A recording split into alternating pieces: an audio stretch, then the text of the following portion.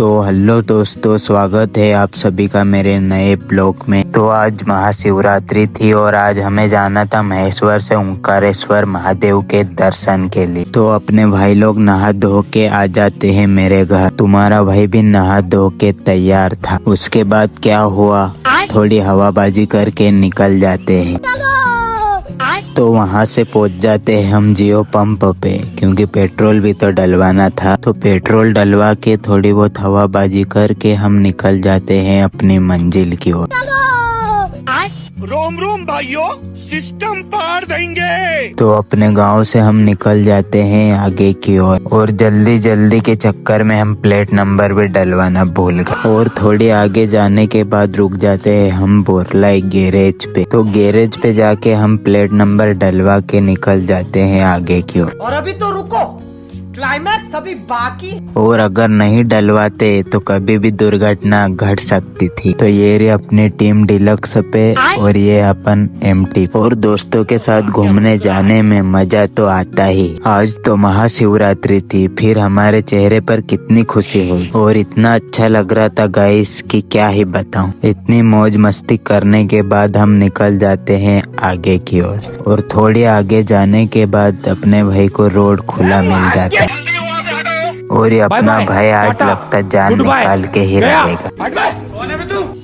भाई यहाँ पे क्या हो रहा भाई? तो गाइस 115 117 ये तो भगा दिया। यही तो मौत का खेल खेलने के बाद हम पहुंच जाते हैं ठिकरी। ठिकरी से निकल जाते हैं आगे की ओर। वहाँ से पहुंच जाते हैं हम खलघाट के पुल पे। खलघाट पे पुल पे नर्मदा मैया को नमन करके नर्मदा मैया की जय बोल के निकल जाते हैं हम आगे की ओर। तो धामनोद के पहले से ही फूडी होटल से टर्न मार के निकल जाते हैं हम महेश्वर की ओर। तो थोड़ी आगे जाने के बाद पहुंच जाते हैं हम धामनोद। तो यहाँ पहुँचने के बाद बरसाती बढ़ती दिख जाती है हमें। तो हमने भी सुबह से कुछ खाया नहीं है और उपवास है आज हमारा। तो बिना समय गवाते हुए हम भी भगवान की प्रसादी लेने चले जाते। तो अच्छे से दबा के खाने के बाद हम निकल जाते धामनोद से आगे की ओर। और दबा के खाने के बाद चरका तो लगेगा ही। तो वहाँ से पहुँच ही जाते हैं हम महेश्वर। महेश्वर पहुँचने के बाद गाड़ी माड़ी लगा के पैदल पैदल निकल जाते हैं हम किले की ओर।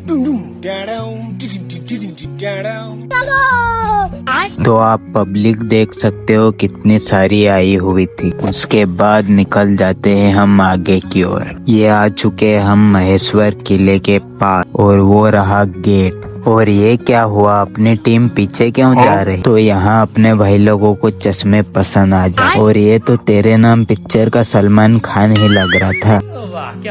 तो वहाँ से पहुँच जाते हम अंदर देवी अल्लाबाई की मूर्ति पास। तो देवी अल्लाबाई का इतिहास बहुत बड़ा है, कभी आओ महेश्वर आप भी जान जाओगे। उसके बाद मैं पहुँच जाता हूँ देवी अल्लाबाई की खास जगह पर। मेरे पीछे जो घर जैसा बना दिख रहा है उसमें तोपे, तलवारें, बंदूकें, सभी प्रकार की चीज देखने को मिलेगी। और उसके बाद यहाँ से ऊपर से नजारा क्या ही खूबसूरत लग रहा था। वहाँ से पहुँच जाते हम किले पे और किले पे देख सकते हो काफी पब्लिक नहाने के लिए आई हुई थी। उसके बाद चला जाता हूँ मैं नीचे। आज के समय में ऐसा किला बनाना नामुमकिन है, क्योंकि उस समय के बनाने वाले में और आज के बनाने वाले में बहुत फर्क है। उसके बाद फोटो मोटो खींच के थोड़ी बहुत हवाबाजी करके हम निकल जाते हैं आगे की ओर। पैदल पैदल चले जाते गाड़ी के पास।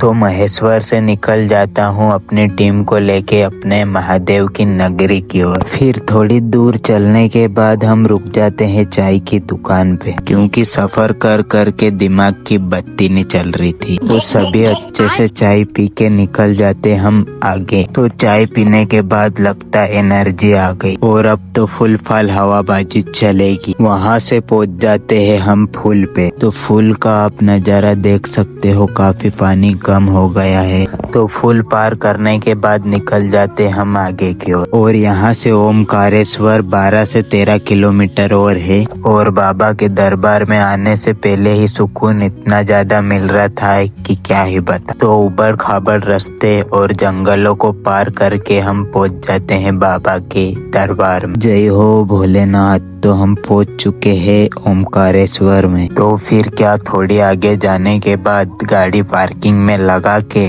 फुल फल हवाबाजी करके अपने दोस्त के साथ निकल जाता हूँ आगे की ओर। तो ये आ गया है अपना ओमकारेश्वर का मार्केट। अब यहाँ से पैदल पैदल निकल जाते हैं हम घाट की तरफ। तो घाट के पास पहुँचने के बाद आप देख सकते हो घाट का नजारा काफी सुंदर लग रहा था। तो घाट पे पहुँचने के बाद वो रहा बाबा महाकाल का मंदिर। पहले ही नहीं जाते बाबा के पास, अभी घाट पे अपने पाप धो लेते। तो नहाने के लिए ये भाई तो कपड़े उतार देते। और नर्मदा मैया का पानी भी कितना साफ था।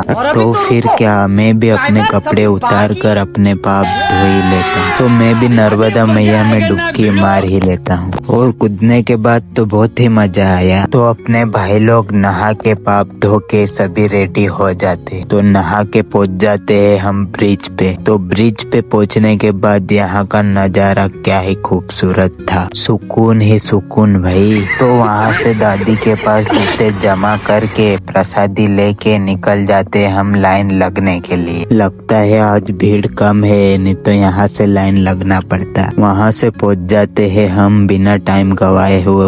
ऊपर पहुँचने के बाद हम लग जाते हैं लाइन में। और यहाँ का व्यू देखो काफी अच्छा है। और इतने सुंदर नजारे देखने के बाद कसम से मजा ही आ गया। क्या हुआ, लाइन इतनी ऊपर से लगी हुई थी, नहीं तो नीचे से लगी रहती तो क्या पता कब दर्शन होते बाबा के। अच्छे टाइम पे आए तो अच्छा रहा। और वो रहा बाबा का मंदिर, अभी भी काफी दूर है। तो फिर क्या, धीरे धीरे आगे बढ़ते रहते हैं। तो इतनी प्रतीक्षा के बाद हम पहुंच ही जाते हैं ओमकार पार्वतीश्वर महादेव के पास। तो यहाँ पे बाबा को फूल चढ़ा के बाबा के दर्शन करके निकल जाते हैं हम धीरे धीरे आगे। थोड़ी आगे जाके पानी मिल जाता है, तो पानी पी के अच्छे से धक्का मुक्की करते हुए निकल जाता हूँ आगे। और उसके बाद बाबा के दरबार में प्रवेश कर ही देते हैं। वहाँ जाने के बाद मेरी चाहत तो और ही बढ़ गई।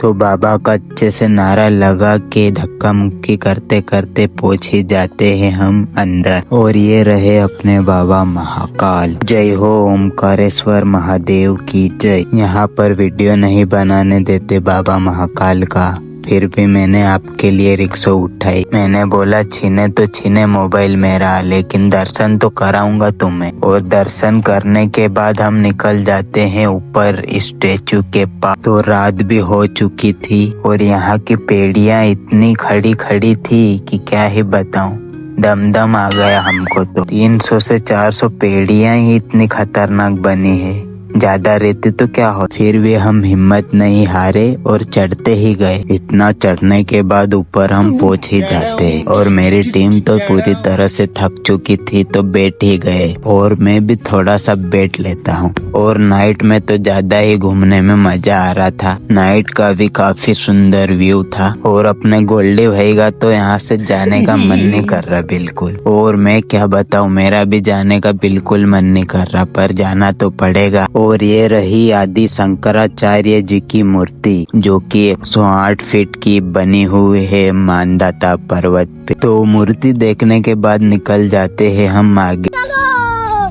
तो वहाँ से पहुँच जाते हैं हम अपने भोले बाबा की मूर्ति पर। और यहाँ पे भोले बाबा और पार्वती मैया साक्षात विराजमान है। तो भोले बाबा और पार्वती मैया के अच्छे से दर्शन करने के बाद तो काफी रात भी हो चुकी थी और हमें घर भी जाना था। तो हम मानदाता पर्वत से उतर जाते वापस नीचे। तो इतनी खड़ी पेड़ी उतरने के बाद वापस आ जाते हैं हम ब्रिज पे। और नाइट में अपने भोले बाबा का मंदिर काफी सुंदर लग रहा था। और वो रहा अपना ओमकारेश्वर का डैम। क्या ही सुंदर सुंदर लाइट लगाई गई है। और क्या ही बताऊं गाइस, काफी सुकून मिल रहा था। सच में यहाँ से जाने का बिल्कुल भी मन नहीं कर रहा था। तो ऐसा लग रहा था कि नाइट भी यहीं पे रुक जाऊं बाबा के दरबार में, लेकिन क्या करे, जाना तो पड़ेगा घर। तो भोले बाबा के मंदिर को अच्छे से देख के निकल जाते हैं हम घर की ओर। तो दोस्तों, कैसा लगा है मेरा ब्लॉग कमेंट में जरूर बताना। अब मिलेंगे हम अगले ब्लॉग में। Bye bye.